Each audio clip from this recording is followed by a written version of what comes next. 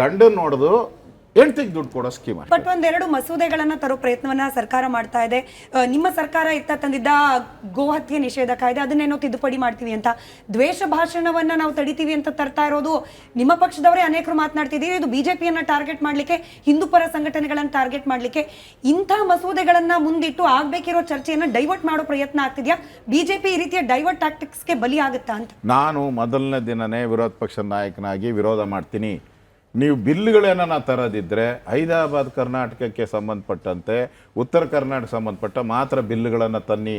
ಈ ಬೆಂಗಳೂರು ಬಿಲ್ಗಳನ್ನೆಲ್ಲ ಅಲ್ಲಿಗೆ ತಗೊಂಡೋಗಬೇಡಿ, ಇಲ್ಲೇ ಮಾಡೋಣ. ಬೆಂಗಳೂರು ಬಿಲ್ ಪೂರ್ತಿ ಎಲ್ಲ ಅಧಿವೇಶನಗಳು ಇಲ್ಲೇ ನಡೀತದೆ, 4 ಅಧಿವೇಶನ ಇಲ್ಲೇ ಮಾಡಿ. ಅಲ್ಲಿ ಯಾಕೆ 30 ಬಿಲ್ಲು 40 ಬಿಲ್ಲೆಲ್ಲ ತಗೊಂಬಂದು ಚಿತ್ರಹಿಂಸೆ ಕೊಡ್ತೀರಾ?